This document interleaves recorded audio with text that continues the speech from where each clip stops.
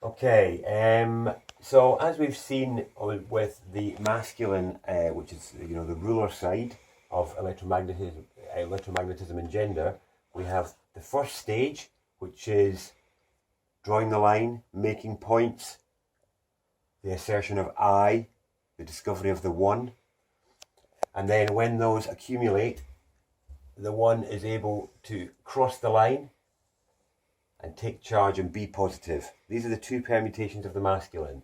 So you have the I, and then you have the taking charge on the positive side, in charge.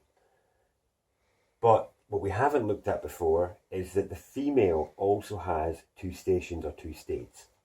So the one that we've looked at before is this one, which is, with the point in the middle sort of thing.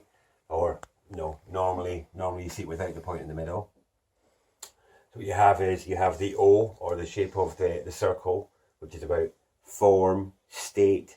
It's the shape of structure, of matter. But really, the feminine isn't the line around the circle. The female or the feminine is the bit being bounded. And really, as we know, the one of the names for the thing that draws the circle is the compass. The other name for it is the divider. And that's because it's the masculine of the feminine. This is the masculine of the feminine form in its own way. What happens when the female achieves its second state? This is the form side of the female. Her other state is the omega. This is the O, which is the first form. Her second form is the omega. Okay, so it's like the mega O. And this is literally the shape here. It's not that great, is it? So this is the omega, which is, let me just wait off the writing there. I don't know the thing's going. Yeah, just want to make this a bit better.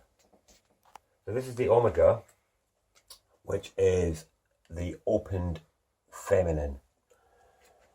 So, and it's interesting and not altogether ironic that this is used for measuring resistance, and the word we use for it is ohm. And actually, the relationship between the feminine or the female, when she's in her masculine and her feminine, the difference between the two is resistance. And actually, what you'll see happening in gender interaction between men and women is that men who are encountering the masculine in women will encounter resistance on their way to get her to open up into her femininity here.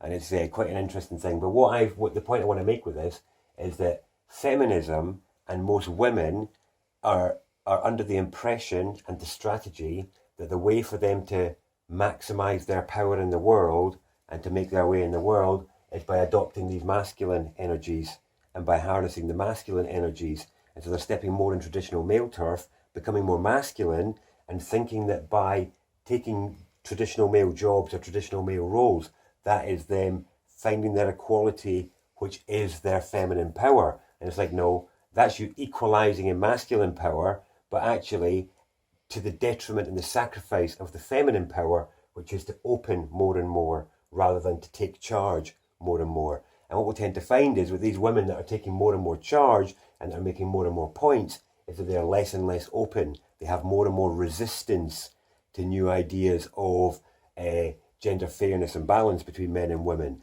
or how some of their presumptions about the oppression of women, when they are questioned with modern data, there is real resistance to it, and it's because they're not connected to their omega energy, which is the real feminine energy, which is proper openness, real surrender, and the power that goes with that. The problem is most people view ideas like surrender from a masculine perspective, where it's viewed as weak in some way. But the point being is, this is a doorway to power for women. And when we're talking about the alpha and the omega, which is the divine bisexual, the divine one which has both a masculine and a feminine pole, the alpha and the omega are like the name for those two poles. But the alpha is first or one, merely because of the shape and the character and the nature and the function of it.